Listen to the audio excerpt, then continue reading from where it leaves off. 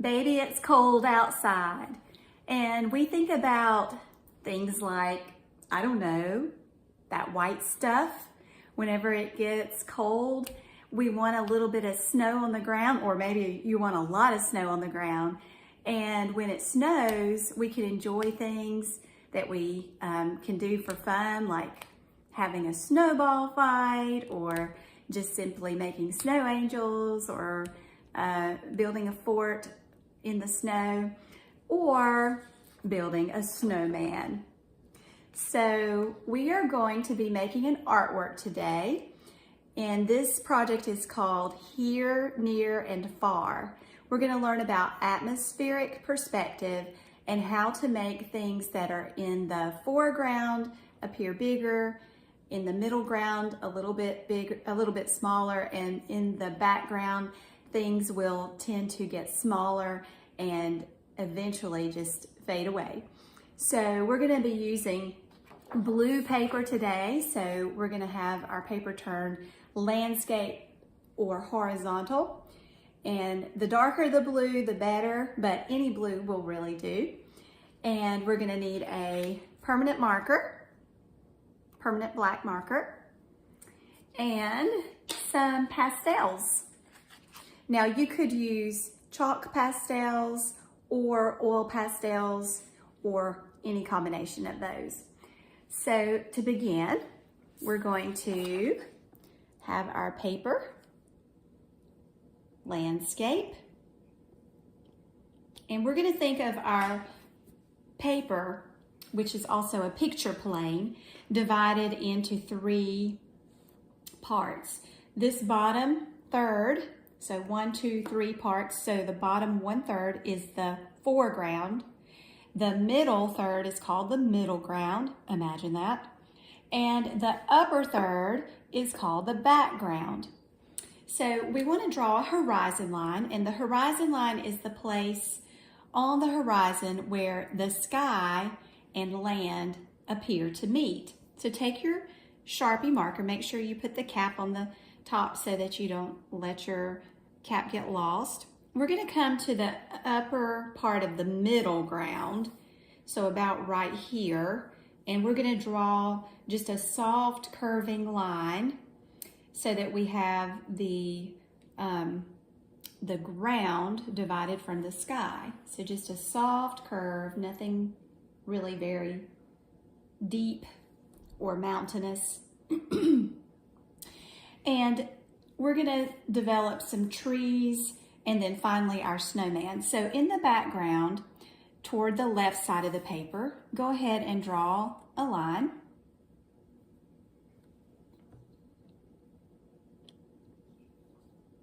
And from that line, we're going to create tree branches.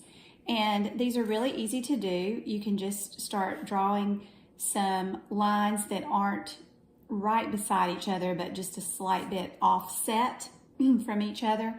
And I'm doing 4 on this one. You could do more than that. And then on the ends of those branches, you can put V's, which turns these into long Y shapes. So there is my first little tree, and it's in the background so that it's going to appear smaller, and that's what I want. Let's go ahead and come over here to the right side and draw another line similar to what we did before, and continue to do those branches just like we did on the first tree. Again, you could do just 3 on this one, for variety, or you could do the same number. I'm just going to do 3 branches and twigs that turn those into long Y shapes. Now we could do more trees in the background if we chose or choose to. Let's go ahead and go to the middle ground, and then if we decide we want to do more trees, we can. The middle ground starts in that middle section. So for the third tree, I'm going to bring it up above the horizon. So it started in the mid-ground, and I've brought it up above the horizon line. And we want to make this tree just a tad bit thicker, especially at the bottom part where the trunk meets the ground. And then go ahead and do the same thing with tree branches. And these can overlap the sky. They can overlap the horizon line. They can go all the way to the top if you want to or not. So the branches are free form, free flowing, because all trees are like that. Okay, so you can see how the tree in the middle ground is bigger than the trees in my background. So you can finish that tree up and go ahead and space over a little bit and do another tree. Now it doesn't have to be on the same exact line as that one. It could move up just a little bit, and it could be a little bit smaller or a little bit bigger, but not a whole lot of difference in size. Continue doing your long Y-shaped branches. And since this is a winter here, near and far, these trees will not have any leaves. Now, if you wanted to just put one little lonely leaf just to reminisce about fall, you know, you could do that just for fun. You can always put something unique in your picture, and don't be afraid to do that. Okay, so now that I have the two trees in the middle ground, I am going to start on my foreground, and I want to leave a good bit of space for my snowman, who's going to be my main character in this artwork. So I want to plan where I'm going to put this big tree in the foreground, because remember, things that come to the foreground are going to appear bigger. Things in the middle ground a little bit smaller, but still near, and things in the background are far. So in the here ground, or the foreground, let's go ahead and draw a thick tree trunk. And I don't really want it to come right at my little background tree, so maybe I can bring it over a little bit, and some trees do kind of lean. You could even let it go off the page, which is kind of fun to do. And so I let that tree trunk go off the page. Notice how I did two lines side by side that are pretty much parallel to each other. And then do your tree branches thick, just like we were talking about with the tree trunk. So it's thicker, so you might want to use two lines side by side for all of these. And you can continue to do the Y-shaped small branches. And again, you can come over that horizon line if you choose to. You can overlap another tree if you would like. You can put multiple branches coming out from a limb. You can show the connection of the branch to the one that it is stemming out from, if you would like, by letting it overlap it a little. These are just little tricks, but you don't want to get swamped or overwhelmed with those. So now that I have my foreground tree, okay, because it's the biggest one, I'm not going to color it in right now because we're going to do that with our pastels. Then I'm going to come over here and I'm going to start on my wonderful snowman. Now, my snowman, I'll show you the finished version, is not going to come above the horizon because I don't want the head to interfere with the line that I've already drawn. But if he or she overlaps one of the trees a little bit, you know, that's okay. It's not a big deal. So I'm going to start with a circle. So I'm going to plan how big. So I want my snowman to come pretty much down all the way to the bottom, or pretty close to it. You could do a smaller snowman, but we want him, like I said, to be the main character. So a circle for his head, about that big. You can see the relationship between the head of the snowman and the size of that tree. But since he's in the foreground, we're gonna have the illusion of depth.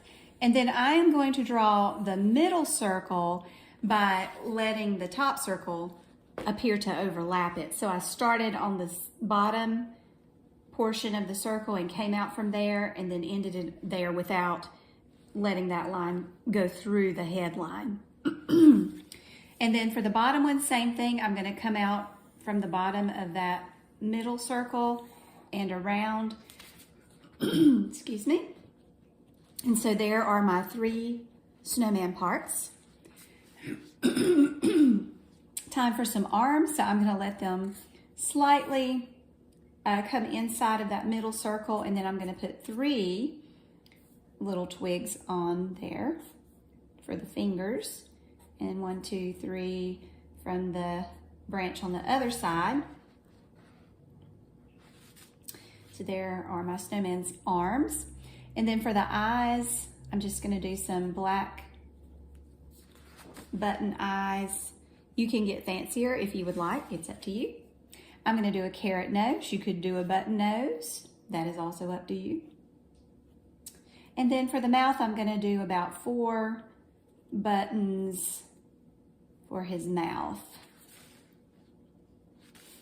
Okay, what about a scarf and a hat? So for the scarf, I'm gonna do a kind of soft, curved shape under the snowman's head. And then out from there, I'm gonna do the tails of the scarf coming out and kind of going up to kind of show that it is blowing in the wind. And now you can decorate the scarf if you would like. You could put stripes, or you could just decide you're going to color it in a certain color.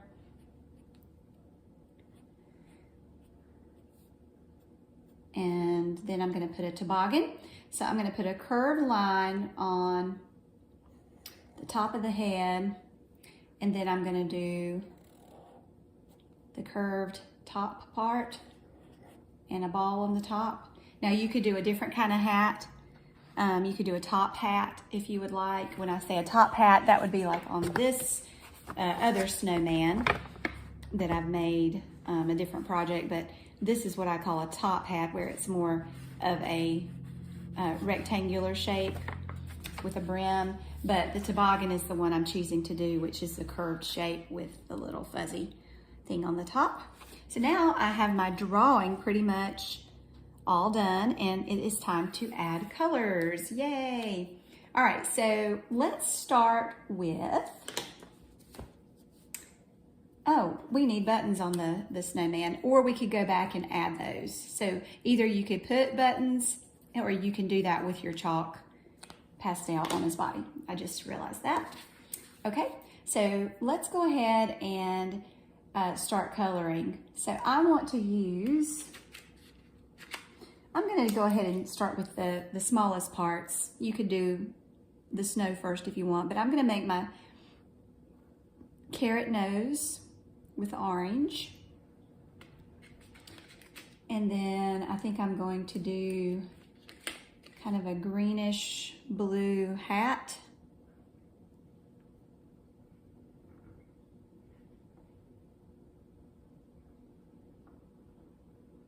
And when you're working with pastels, it's best not to blow the chalk dust, even though that's tempting to do that. But you're gonna upset your classmate if you blow it on them. So just resist the urge to blow the chalk. You can always dump this out in the trash once your paper is full of color. And then I did the red ball on the top, but the colors are totally up to you.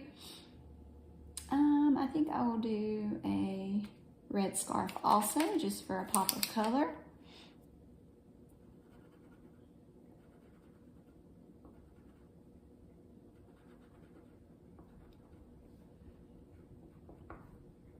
Adding the color is always the most fun, in my opinion.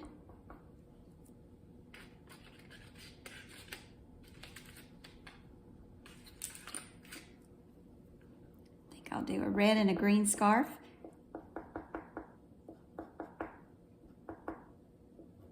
You can do any colors.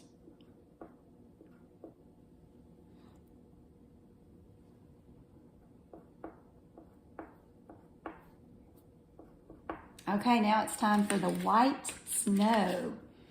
So if we want to go ahead and color in the snowman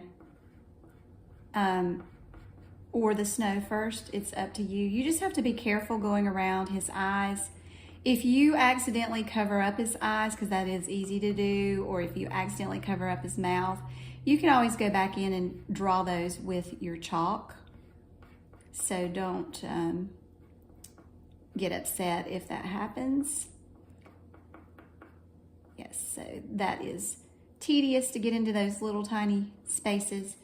But like I said, we can go back with the corner of our black chalk lickety split, we can get those all drawn back in.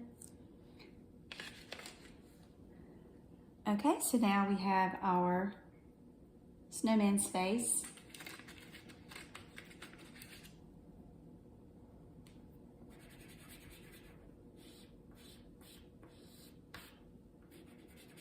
When you are using chalk, it does do what chalk is known to do and get dust everywhere, but just don't be tempted to wipe it. So it's good to have a paper towel nearby. I'll show you a trick that you can do with your paper towel in just a minute, but don't be tempted to wipe or to blow this chalk. And don't be tempted to press really hard, because this comes off very easily. Like, I'm just gently, very gently pressing. And so it's best if you don't like really scrub the paper. Use a little finesse. And I am going, if you'll notice, in sort of the same curved shape as my snowman's body. And then I just kind of do a circular motion instead of going all back and forth, because again, that creates way more dust than necessary. And this technique, going in the curved way of his body, it helps it. Okay, so now that I have my snowman colored in, it's time to work on the snow. So yes, my trees are there, and I've not yet added any color to the trees. So I'm not too worried if I cover up a little branch or something, but I am being careful to go around them. And I'm stopping at the horizon line, because above the horizon line is the sky. And so I'm not gonna color the sky this color. And in the big areas, you'll see how quickly this chalk will cover. Don't forget to do all the spaces in between the branches. They are tedious, but take your time and do a good job.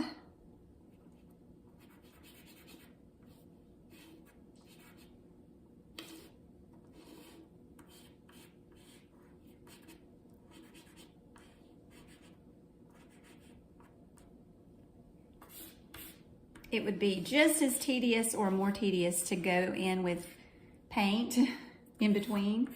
So I think the chalk is a good art tool or art medium to use for this project. Oil pastel would also work, but I really like the effect that the pastels give, the chalk pastels, because it makes the snow look really fluffy, like freshly fallen snow.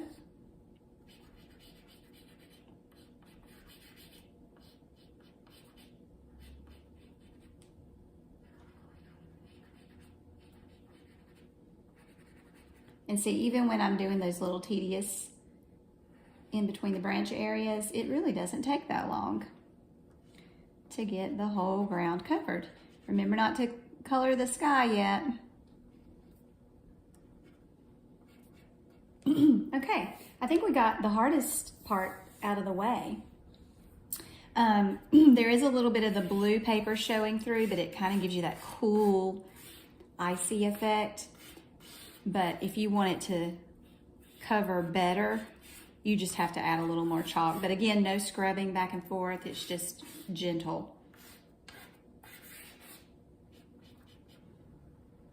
All right. Next, I'm going to use a light blue in the sky, just because I think this is a good color. Now, if your chalk pastel got mixed with another color, again, don't freak out about it. You can just, I am using my pinky to kind of smear that, and I actually like that effect because it looks kind of cloud-like, like those fluffy clouds on a snowy day. Oh, okay. So instead of trying to color in between all those little branches, I'm just gonna do some fluffy clouds. So see, happy little accidents can turn out good sometimes.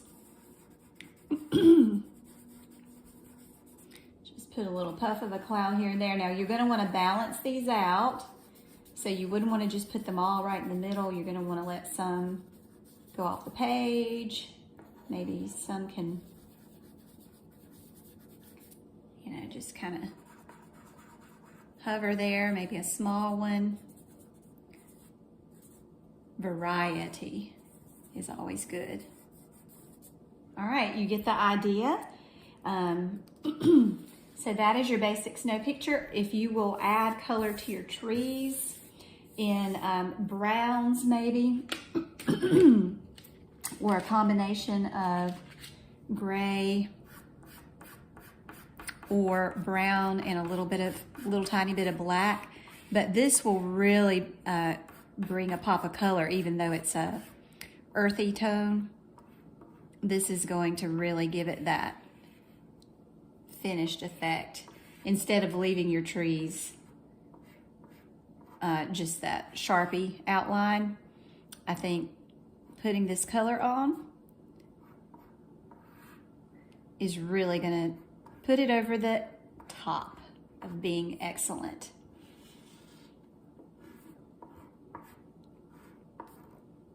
And take your time to do a good job.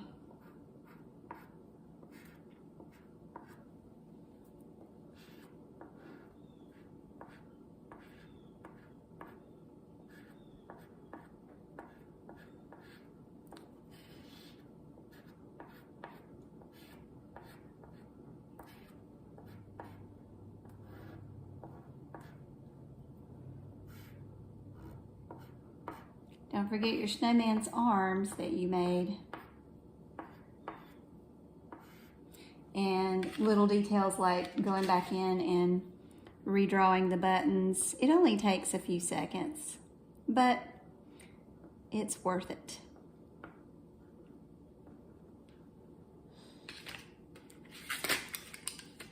I'm even touching up my carrot nose.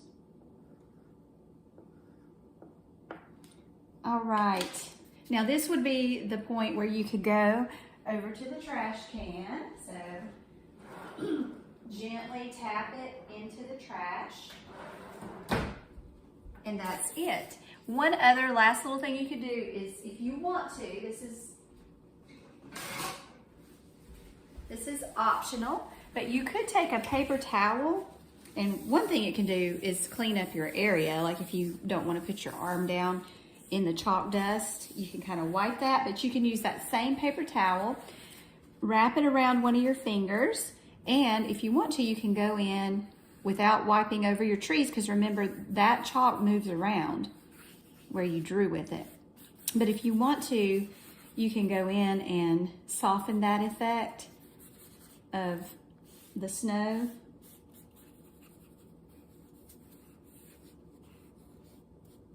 You're not trying to erase the snow. You are just blending. You gotta watch out not to go over your tree and over your snowman's face and all those details that you spent time doing. So this is optional, but if you think you're gonna do more harm than good, then just skip this step and leave it the way that it was. Okay, and there are other little details you could add, but this is a very good beginning to your Here, Near, and Far Snowman project. And I hope that you enjoyed this fun project.